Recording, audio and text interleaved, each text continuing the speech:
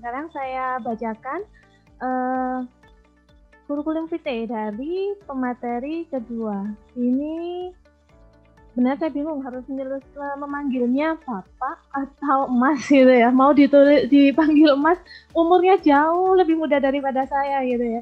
Jadi masih 25 tahun ya. Nama Mas Teguh Dewangga SPD. Nah, beliau ini S1 lulusan dari Universitas Negeri Malang, program studi pendidikan teknik otomotif dengan IPK 3,67. Nah, prestasinya segudang, 25 tahun prestasinya sudah luar biasa ketika saya membaca ya. Lulusan terbaik non-akademik di UM, wisuda tahun 2017, lulusan terbaik akademik Fakultas Teknik, kemudian dapat penghargaan menulis tingkat internasional dua tulisan, dua karya berarti ya, nasional 15, regional 4, dan di universitas 11. Peraih medali emas dan perak bidang kewirausahaan pada PIMNAS di tahun 2017 ya.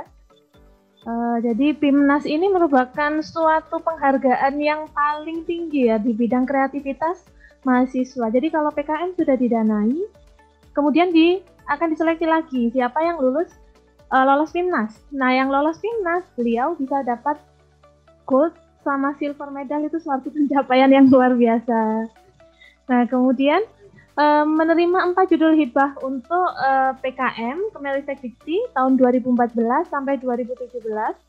Kemudian mempublikasi cerita pendek 3 judul di Radar Malang. Kemudian berita pendek di media cetak 9 judul di Koran Surya. Pemegang hak cipta buku cerita kearifan lokal Rakai Langit. Nah, mungkin bisa dicari nanti ya.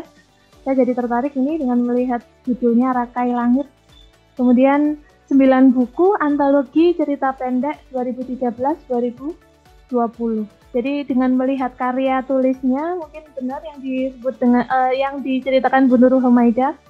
Mungkin daripada kita menulis banyak di status WhatsApp dan lain-lainnya, lebih baik Anda menulis gitu ya. Tapi biasanya terlihat di status itu, oh ini memang bakatnya menulis. Bisa diarahkan ke sana gitu ya.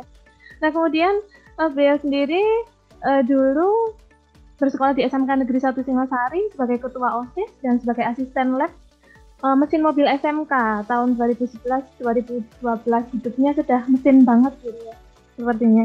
Nah, kemudian sekarang ini beliau di MTS Negeri 1 Kota Malang sebagai pembimbing penelitian karya ilmiah remaja.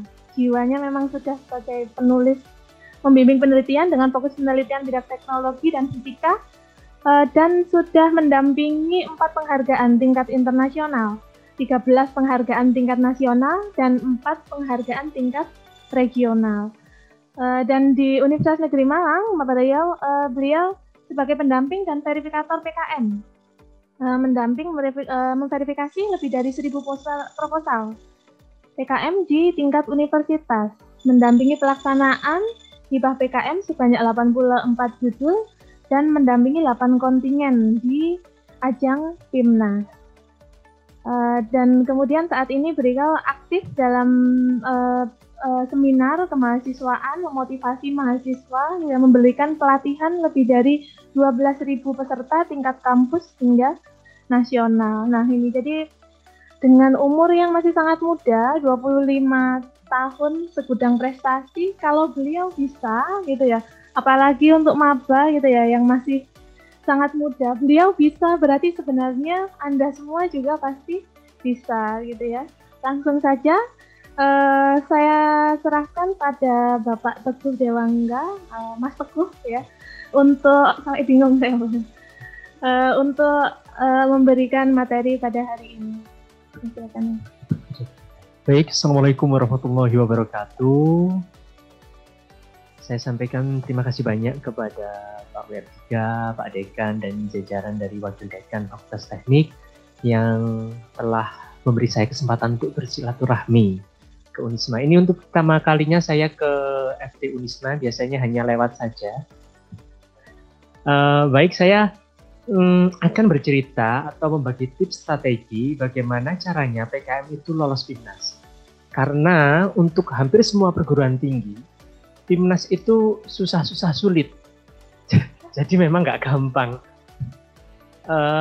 Boleh ditampilkan slide-nya? Nah, saya sudah berkecimpung di dunia PKM sejak maba. Saat itu saya menjadi ketua tahun 2014, didanai di tingkat keketatan PKM sebelumnya. sampai 2017 saya dapat medali emas dan perak saat itu, satu-satunya emas dari untuk UM. Dan sebenarnya kalau Unisma hanya dapat 1 emas saja itu sudah 10 besar. 10 besar nasional. Karena mau tidak mau PKM itu adalah salah satu indikator kinerja kemahasiswaan yang dinilai oleh Dirjen Belmawa. Baik, selanjutnya. Nah, ini sebenarnya saya baru tahu bahwa cita-cita luhur PKM itu baru setelah saya lulus. Jadi melalui PKM ini pemerintah itu memfasilitasi mahasiswa itu untuk meningkatkan kemampuan academic knowledge, management skill, teamwork, skill of thinking, dan communication skill. Ini sangat penting sekali ketika kita sudah lulus. Yang membedakan kita dengan lulusan lain yang kurang aktif, semisal di kegiatan kemahasiswaan, ya dari sini. Ini adalah modal penting di mana sebenarnya pemerintah atau Dikti itu sudah memfasilitasinya. Ya, jadi sebenarnya semisal kita didanai nanti, biasanya dapat 12,5 juta. Itu adalah wadah kita untuk berkembang. Wadah kita untuk mencari passion, wadah kita untuk mencari sebenarnya bidang apa sih yang saya pengen. Jadi setelah saya mendapatkan emas Timnas, saya justru sadar bahwa bidang saya bukan PKMK. Bidang saya bukan kewirausahaan, meskipun saya dapat emas kewirausahaan. Jadi bidang saya memang di PKM. Apapun bidangnya, tidak spesifik. Boleh dilanjut di tingkat keketatan PKM. Pada tahun 2017, waktu saya mendapatkan emas itu, proposal yang masuk selanjutnya ada 77.000 judul. Itu yang lolos administrasi itu hanya setengahnya. Jadi semisal cover sudah salah, ya sudah. Sebagus apapun idenya, sebagus apapun isinya nggak akan dilihat lagi. Kejam. Dan itu yang lolos pendanaan hanya 3.900, yang lolos Timnas hanya 420, yang dapat medali emas hanya 21 tim. Itu 0,07%, di bawah 1%. Selanjutnya, angka tersebut itu jadi untuk jadi lolos Timnas saja itu lebih sulit daripada masuk kedokteran UGM atau UI. Jadi mahasiswa Unisma yang sudah lolos Timnas itu sebenarnya dilihat dari tingkat keketatannya itu lebih sulit daripada SBMPTN kedokteran yang merupakan passing grade tertinggi di Indonesia. Jadi lolos Timnas itu 0,54%, juara dapat emas Timnas itu 0,027. Jadi jika ada mahasiswa Unisma yang sudah lolos Timnas itu tandanya benar-benar hebat sekali. Selanjutnya. Nah, ini untuk lolos Timnas itu biasanya 30% diambil dari nilai proposal. Jadi proposal yang didanai seperti tadi yang disampaikan oleh Bu Nurul itu diambil 30% nilainya, digabung dengan 20% nilai laporan kemajuan dan 50% presentasi. Tapi ada yang pelaksanaannya bagus, laporannya bagus, tidak lolos Timnas karena proposalnya hanya di atas passing grade. Jadi misal passing grade-nya 550, ya nilainya hanya 560. Padahal pelaksanaan dan laporannya bagus. Ya, itu jadi rugi di 30% dari proposal. Rata-rata yang lolos Timnas itu proposal, laporan kemajuan, dan presentasinya pasti bagus. Minimal nilainya 600, minimal. Itu saya diberitahu oleh Pak Bandung, Ketua Dewan Juri Timnas tahun 2016. Jadi untuk lolos Timnas itu memang sangat ketat sekali. Selanjutnya, nah, untuk menang Timnas, kita kembali ke proposal justru. Bahwa ide, jadi sebagus apapun pelaksanaannya, sebagus apapun laporannya, sebagus apapun presentasinya, kalau idenya kurang urgent atau kreativitasnya lemah, atau kajian ilmiahnya kurang dalam, itu akan sulit untuk menang di PIMNAS. Dan ini memang betul. Jadi saya pernah membimbing di UM, bagus sekali pelaksanaannya, lebih bagus daripada saya waktu mendapatkan emas. Ketika diadu dengan ITS yang waktu itu dapat emas, memang secara ide sudah kalah. Meskipun secara pelaksanaan dan laporan lebih bagus, dan presentasi lebih bagus. Jadi memang ide adalah modal utama untuk melaju bisa sampai menang PIMNAS di PKM ini. Selanjutnya, nah sebenarnya mencari ide itu hanya memperluas sudut pandang saja dan menjadi pengamat yang baik. Biasanya ide itu datang kepada orang-orang yang rileks. Ide itu datang ketika di kamar mandi. Ide itu datang ketika melamun atau mau tidur. Ide itu tidak datang ketika kita banyak deadline atau tugas. Karena memang tubuh kita belum rileks. Selanjutnya, nah ini fenomena sosial. Ini fenomena sosial. Ini bisa jadi juga sebagai ide. Ini bukan berarti bid'ah ya, itu nggak tahu arah kiblat. Tapi memang nggak ada tempat untuk sholat. Nah mungkin bisa jadi dari gambar ini kita membuat bagaimana teknologi atau karsa cipta yang bisa menginformasikan ada saf yang kosong di dalam masjid, misal. Atau teknologi yang memberitahu agar makmum itu merapatkan safnya. Itu hanya dari foto ini sebenarnya idenya banyak sekali. Selanjutnya, ini ide di PKM itu saya merumuskan ada 4. Kreatif dan inovatif, jadi harus berbeda dari ide sebelumnya, baru dan bermanfaat atau berfaedah, mampu memecahkan masalah. Dan yang paling penting, dan biasanya menjadi kelemahan semua orang adalah terdapat kajian ilmiah. Kadang itu, semisal PKM penelitian, itu daftar pustaka hanya 3, hanya 2, itu sangat kurang sekali. Kadang beda metode itu kita menggunakan rujukan yang sangat banyak. Selanjutnya, nah ini saya akan membongkar bagaimana fenomena PKM di PIMNAS itu yang paling penting adalah yang terakhir. Betul memang mahasiswa Indonesia itu kurang latihan menulis. Dan itu bisa dilihat dari PKM-nya. Anak yang nggak harus di ilmiah ya.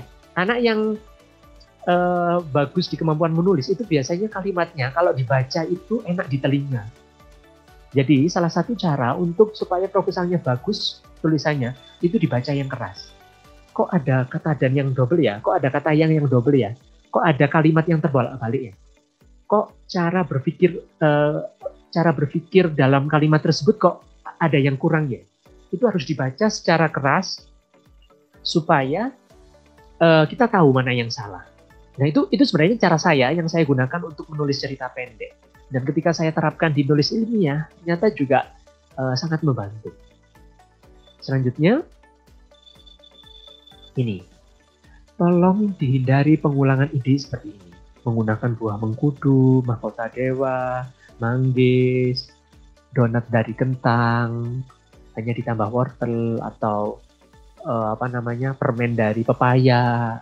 Itu tolong dihindari karena memang yang diminta di PIMNAS itu idenya harus benar-benar solutif dan unik. Nanti saya akan sampaikan bagaimana sebuah ide yang simple, unik, tapi sudut pandangnya berbeda. Selanjutnya, ini saya akan membongkar tiap skim ide-ide yang lolos PIMNAS karena memang temanya hari ini bagaimana supaya lolos PIMNAS. Kita juga harus mengacu pada judul-judul yang lolos dan menang di PIMNAS.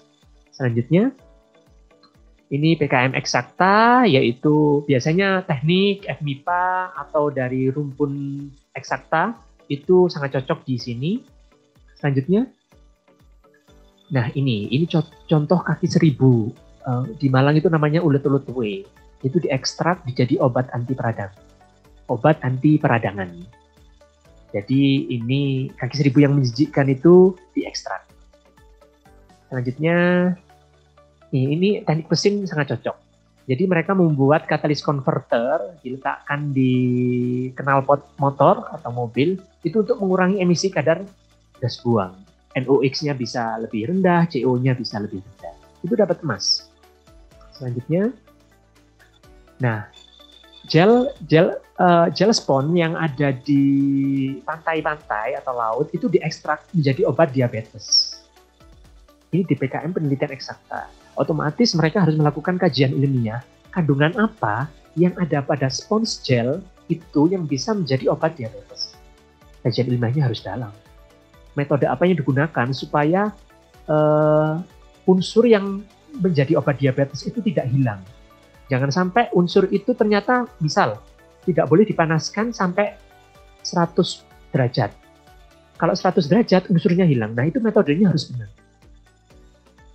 Selanjutnya, ini PKM yang menang di PIMNAS itu rata-rata kalau kita melihat UGM itu menggunakan tema-tema dari kesehatan.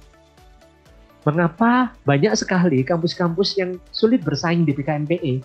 Karena memang hanya menggunakan judul-judul yang urgensinya itu tidak lebih tinggi daripada kesehatan.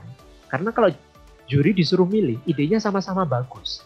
Jika salah satu bisa menyelamatkan nyawa dan salah satu semisal energi terbarukan semisal, ya pasti juri akan memilih yang ide yang bisa menyelamatkan nyawa. Selanjutnya, saya ada beberapa contoh. Nah ini yang lolos PIMNAS tahun ini. Coba dilihat. Judul pertama itu membahas obat kanker payudara. Judul kedua membahas anti kanker payudara, UGM, ITS, yang awal UNDIP. Yang ketiga membahas terapi kanker, UGM. Yang keempat, penyakit ginjal kronis. Yang kelima adalah pendamping kemoterapi. Ini semuanya adalah produk-produk penelitian kesehatan. Jadi di ajang PIMNAS, tema-tema kesehatan itu memang bisa dianggap adalah tema superior. Selain itu, apakah kita harus kesehatan? Oh tidak. Selama Anda bisa mengatasi masalah sesuai bidang prodi yang benar-benar urgent, tidak masalah. Semisal bisa menemukan, kalau teknik mesin, misal bahan bakar untuk mobil bensin yang lebih irit daripada Pertamax misal. Atau efisiensinya lebih bagus daripada Pertamax 95. Itu akan jauh lebih bagus karena itu adalah salah satu yang dibutuhkan oleh Indonesia. Selanjutnya, nah ini masih tema kesehatan UGM, terapi diabetes mellitus, sel kanker payudara, anti diabetes, potensi anti kanker. Ini semua adalah judul-judul yang lolos PIMNAS. Biasanya yang bagus PE itu UGM, UNER, UNDIP, itu kedokterannya bagus. Jadi tema-tema seperti itu mereka sudah melihat celahnya. Nah ini strategi yang bisa kita tiru.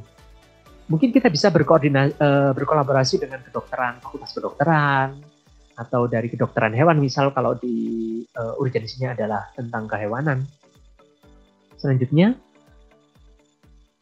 ini juga salah satu strategi yang menurut saya bagus. Ini diterapkan oleh UNES. Jadi UNES itu pada tahun ini saja itu judul pertama anoda baterai lithium menggunakan komposit. Judul satunya adalah katoda. Judul satunya lagi adalah separatornya. Jadi dalam satu baterai lithium itu dibongkar satu-satu. Oh, kamu penelitian anoda, kamu penelitian katoda, kamu penelitian separatornya saja. Ini semua lolos PIMNAS Bapak Ibu, adik-adik semuanya. Jadi mereka punya roadmap penelitian yang jelas. Ini bisa salah satu strategi yang bisa kita contoh bagaimana prodi-prodi itu memiliki fokus riset atau topiknya seperti apa. Itu bisa di-share ke siswanya. Ini menurut saya salah satu strategi yang cerdas karena selain baterai lithium, mereka juga menggunakan baterai sodium. Sama-sama baterainya. Terus yang satu material katodanya itu dari bahan yang lain. Ini hanya dari satu universitas dengan satu tema bisa lolos judul sebanyak ini. Selanjutnya, ini PKM penelitian sosial humaniora. Ini yang menurut saya adalah PKM paling unik di PKM di PIMNAS. Karena selain unik, kadang juga orang itu nggak kepikirkan. Bisa di slide selanjutnya. Ini bahasa Rejang itu diteliti eksistensinya. Bahasa Rejang merupakan salah satu bahasa asli daerah.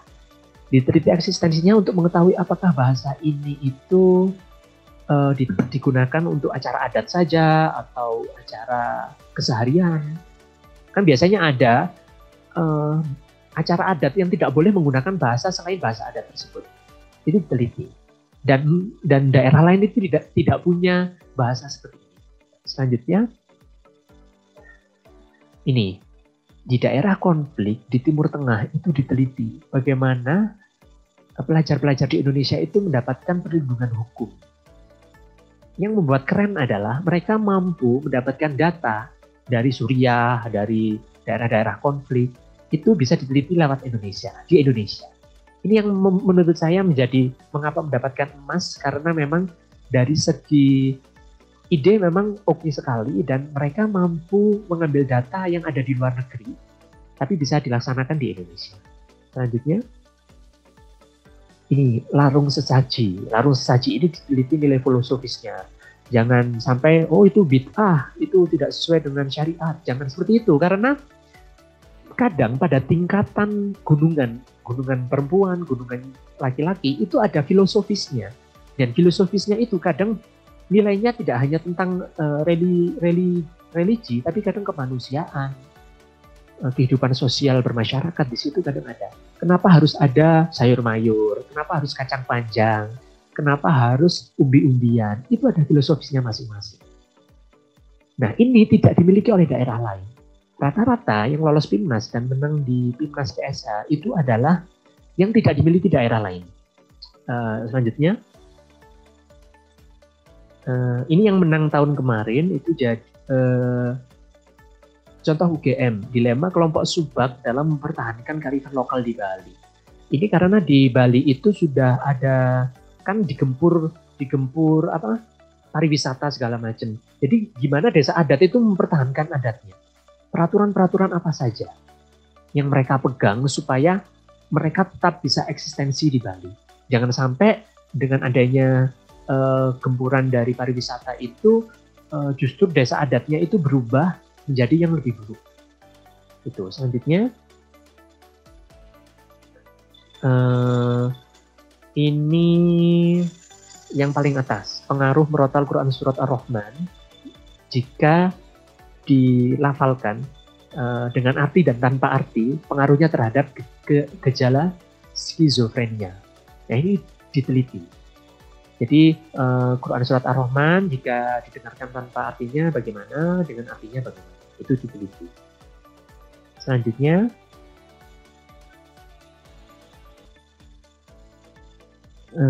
ini yang paling bawah, isu homoseksualitas pada tokoh tinggi-tinggi.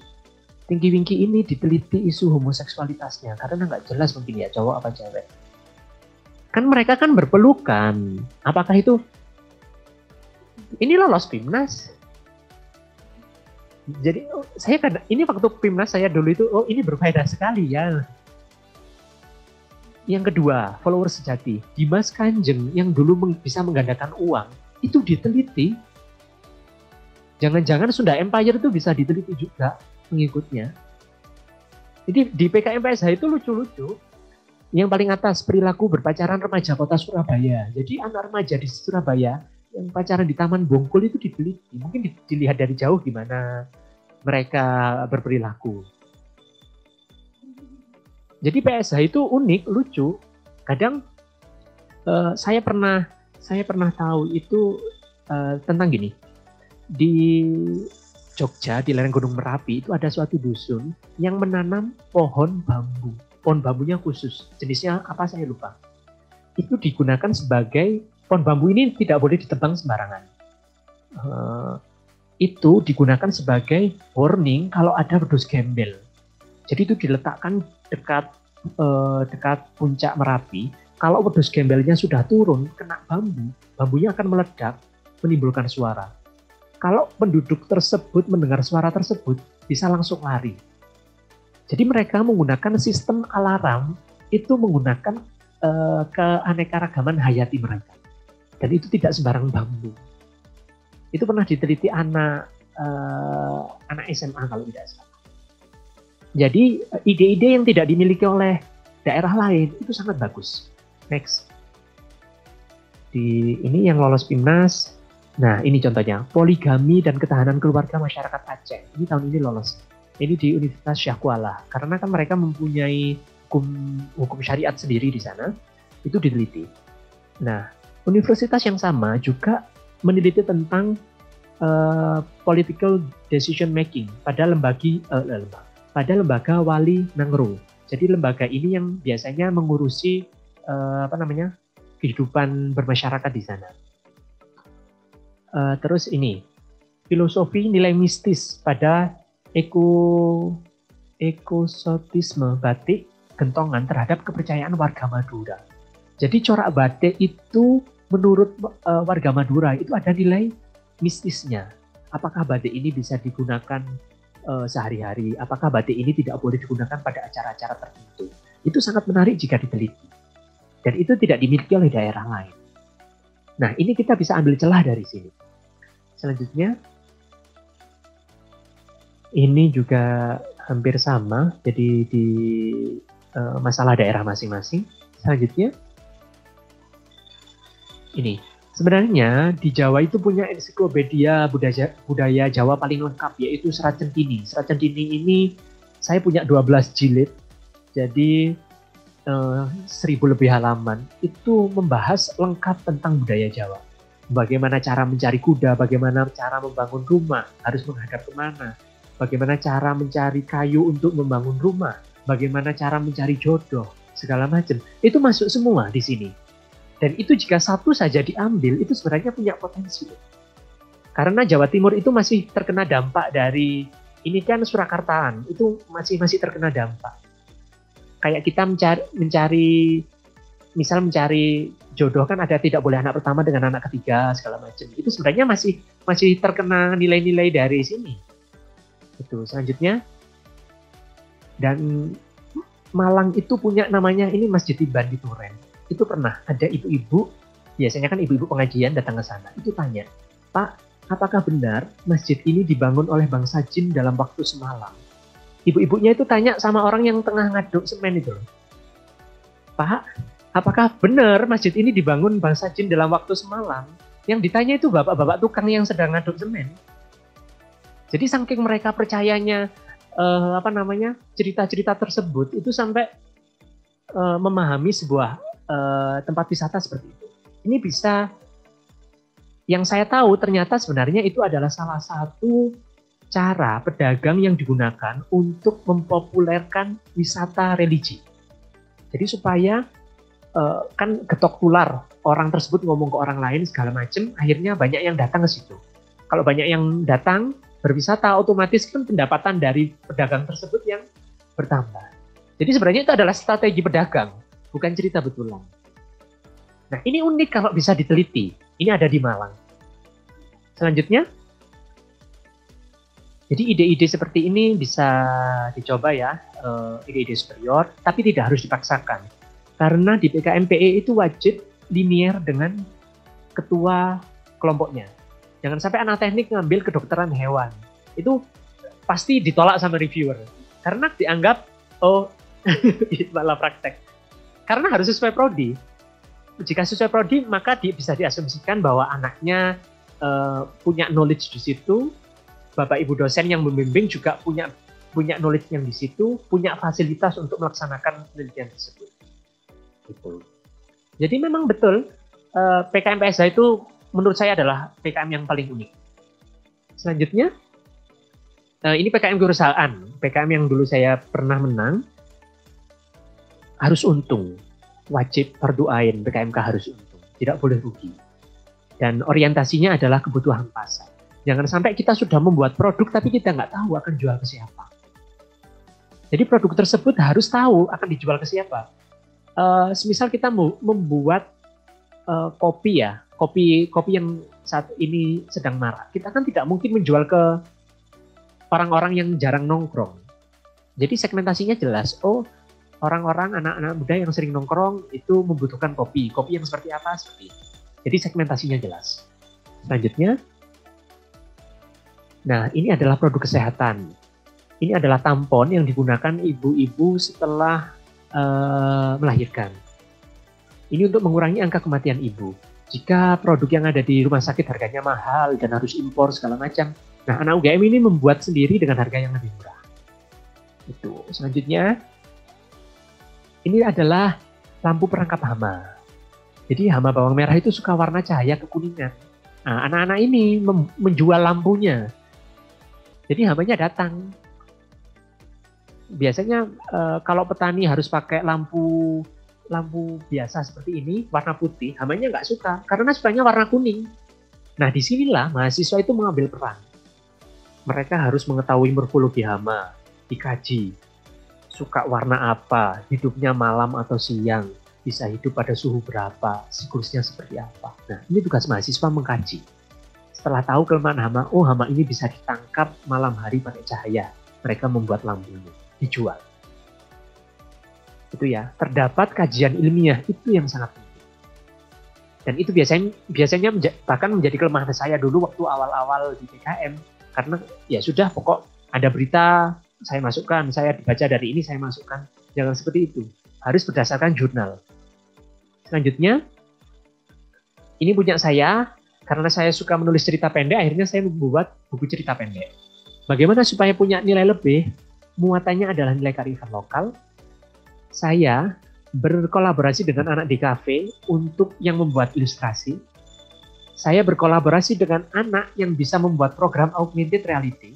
Jadi ketika ilustrasi di buku saya di-scan, itu akan memunculkan animasi. Ini sangat disukai anak-anak yang untuk menarik minat baca. Nah, ini kan PKMK. Saya berkolaborasi dengan 2 anak ekonomi. Jadi, kita itu satu tim terdiri dari 4 fakultas yang berbeda. Dan itu adalah kunci yang saya dapatkan selama 4 tahun PKM. Tanpa kita berkolaborasi, kita hanya mengandalkan teman satu kelas, kita hanya mengandalkan teman satu jurusan, kita nggak akan berkembang jauh. Kalau PKMK cari anak ekonomi. Kalau teknologi, semisal kalian membuat mesin, membutuhkan anak mesin, membutuhkan anak elektro, tidak apa-apa. Kolaborasinya sangat bagus. Misal mesin untuk membuat minyak atsiri. Cari anak kimia yang bisa analisis atsirinya. Kalian buat mesinnya. Nah, itu bisa.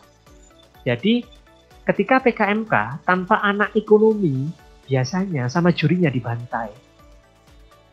Pasti itu. Karena jurinya lihat background keilmuan. Kalau background keilmuannya, oh ada anak ekonomi, dianggap, oh ini aman.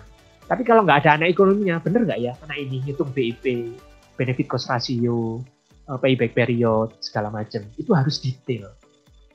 Itu strategi yang bisa dilihat atau yang bisa dicontoh dari PKM sebelumnya. Selanjutnya, nah ini produknya sangat sederhana, yaitu hanya sebuah boneka miniatur kontrasepsi pil. Ini dijual kepada bidan-bidan di desa-desa untuk melakukan penyuluhan. Kadang kan kalau Bapak Ibu di desa-desa itu kalau cuma diberitahu itu kadang belum tentu paham. Nah, ini bidan-bidan menggunakan alat peraga. Bu, kalau halangan minum yang ini. Bu, minumnya sehari ini, yang ini. Nah, itu bisa digunakan. Jadi ini background ilmunya dia anak keperawatan. Sederhana, hanya boneka dan miniatur kontrasepsi pil itu saja. Ini keren. Ini satu kelas dengan saya. Selanjutnya, lanjut. Nah, ini boneka miniatur untuk menjahit robekan jalan lahir. Jadi kan biasanya kan nggak mungkin anak keperawatan harus belajar dulu dari sebelum terjun ke lapangan. Kan nggak mungkin belajarnya ke orang langsung. Jadi mereka itu membuat boneka untuk belajar menjahit robekan jalan lahir. Jadi idenya itu sebenarnya temanya satu, spesifik tapi dalam. Itu. Selanjutnya, ini boneka edukasi gigi. Sama kayak tadi. Kalau tadi itu untuk edukasi kontrasepsi pil, ini untuk edukasi ke anak-anak. Anak-anak sukanya apa? Anak-anak sukanya boneka. Jadi bentuknya boneka. Selanjutnya, pada tahun sebelumnya, UGM itu sudah mengembangkan kalender edukasi gigi. Jadi sebenarnya mereka itu idenya itu tidak pernah putus. di seputar kesehatan, keperawatan. Itu ide-ide mereka selalu di situ, dan itu selalu lolos Pimnas dan menang. Ini menunjukkan bahwa kita tidak harus mencari ide yang baru pada setiap tahun. Makanya saya berharap nanti di Unisma itu membuat suatu bank ide yang bisa disampaikan ke mahasiswa. At least mahasiswa tidak bingung untuk ini sesuai bidang saya atau enggak ya? Ini bisa dilaksanakan atau enggak ya? Ini salah satu cara untuk mempercepat atau strategi agar pendanaannya itu lebih banyak. Selanjutnya, nah ini, anak IPB juara ikan cupang itu bisa juara Pimnas. Sebelum cupang sekarang hype, itu mereka sudah juara Pimnas. Karena apa? Karena mereka, ini kajian ilmiahnya ya, mereka mampu menemukan teknik pemijahan supaya yang menetas itu lebih banyak jantan daripada betina. Karena yang jantan bulunya lebih bagus dan lebih panjang. Nah mereka tahu, oh ternyata harus direndam di kolam ini berapa jam, suhunya berapa, dikasih apa, dikasih tanaman apa supaya telurnya bisa nempel. Kajian ilmiahnya dalam. Yang mereka jual hanya ikan cupang. Tapi mereka jualnya sampai luar negeri. Bagaimana caranya jual ikan cupang itu nggak mati ke luar negeri? Mereka bisa menemukan caranya. Harus pakai cairan apa, tekanan oksigennya berapa di dalam itu, harus dikasih seperti apa. Itu bisa dapat lolos Pimnas. Yang penting apa? Kajiannya dalam. Selanjutnya, nah ini unik. Ini tas, tapi kan jualan tas itu kan sudah biasa, tapi desain mereka unik. Mereka menggabungkan tas dengan heels. Ini tidak bisa dipakai di kaki. Ini hanya tas, tapi bentuknya unik. Ini dapat emas presentasi PKMK. Selanjutnya,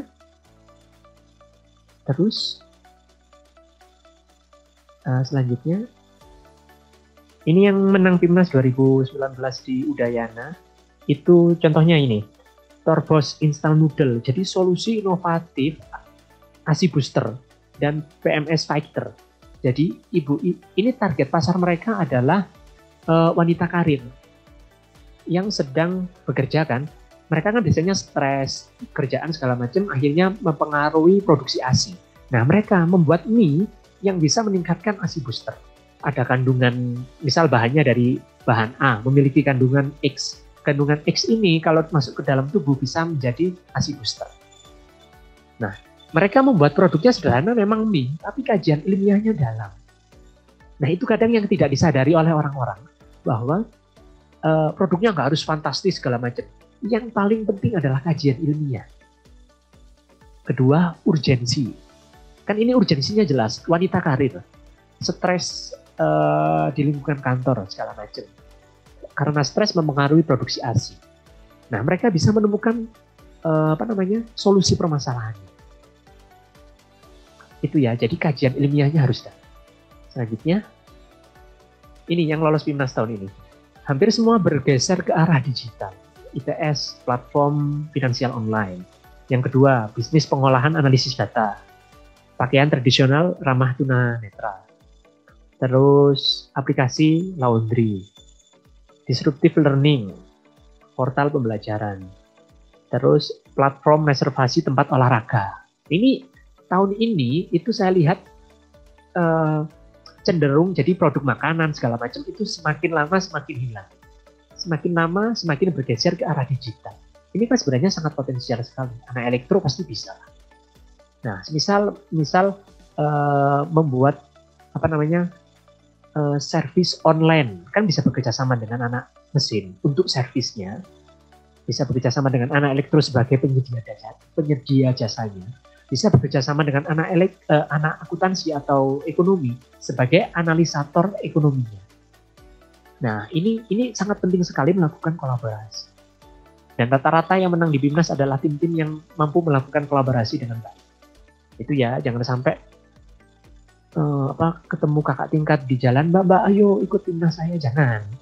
Ayo ikut proposal PKN saya, jangan. Jadi jangan hanya sampai teman satu kelas satu bangku.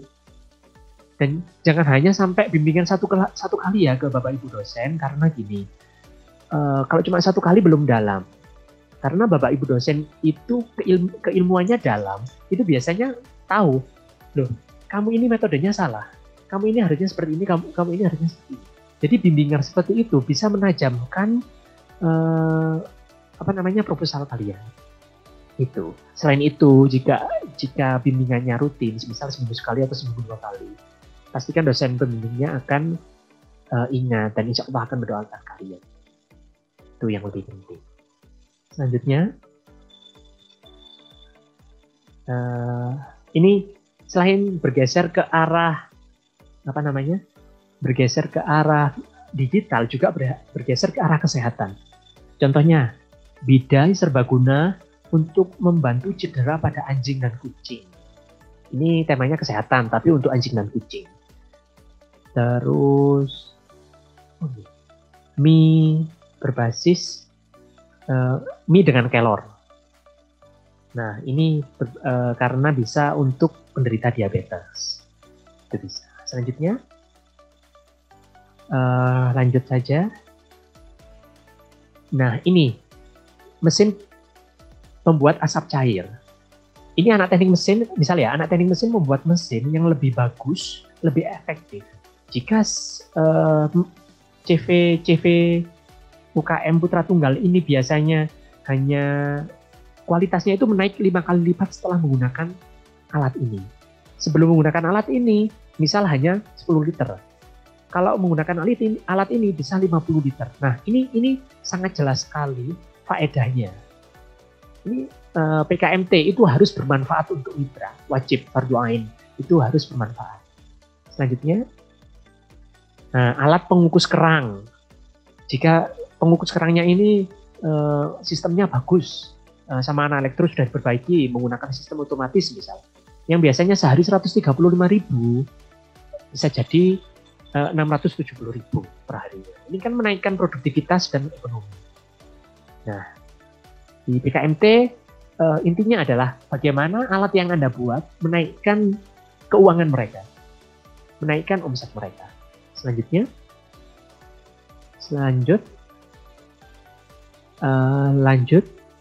Nah, ini judulnya yang lolos PIMAS saat ini.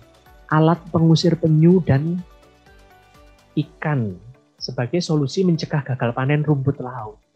Jadi mereka membuat alat untuk mengusir penyu dan ikan supaya rumput lautnya nggak dimakan. Nah, ini pasti berfaedah. Dan ini pasti, harus buat alat seperti ini. Penyu tidak suka dengan ini. Ikan tidak suka dengan ini. Akhirnya mereka membuat alat yang bisa digunakan untuk menjaga supaya rumput lautnya nggak dimakan. Itu. Lanjut. Selanjutnya, ini PKM Karsa Cipta, robot pembawa barang. Nah, robot ini bisa jalan sendiri tanpa kita seret, jadi hanya mengikuti langkah kita. Gelangnya ditaruh di pergelangan kakinya manusianya, robotnya akan mengikuti, mau belok ya ikut belok. Nah, ini sangat enak sekali jika diterapkan pada industri-industri yang menggunakan yang beban-beban berat. Lanjut.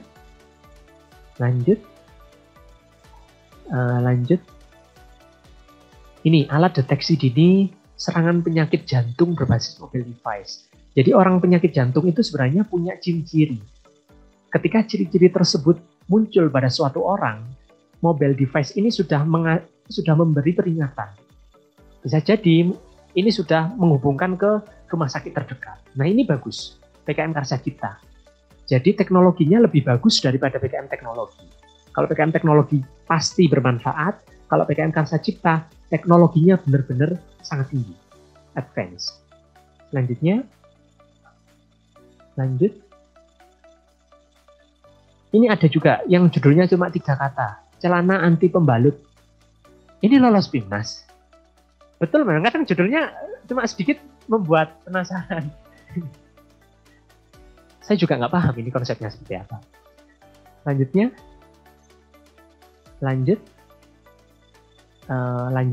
yang tahun ini. Nah, ini rata-rata jika PKMKC sesuai prodi itu hasilnya bagus. Misal ini alat deteksi dini resiko perifer pada penyandang diabetes mellitus. Nah, tadi GM membuat untuk penyakit jantung. Sebenarnya konsep mereka itu sama, hanya diganti sasaran dalam topiknya. Ini sebenarnya sama-sama saja. Selanjutnya, lanjut saja. PKM pengabdian kepada masyarakat. Kita langsung ke judul, lanjut.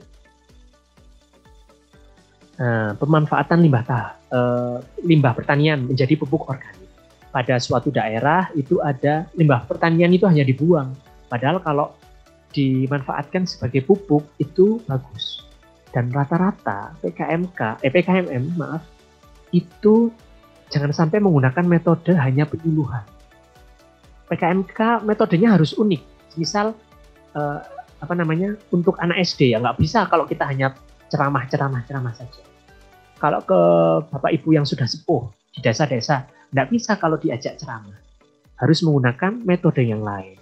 Misal metode keguritan atau metode menggunakan wayang. Jadi di PKMK itu sebenarnya yang unik adalah metodenya. Harus lanjut. Ini, pemanfaatan sabut kelapa menjadi isi bantal dan guling.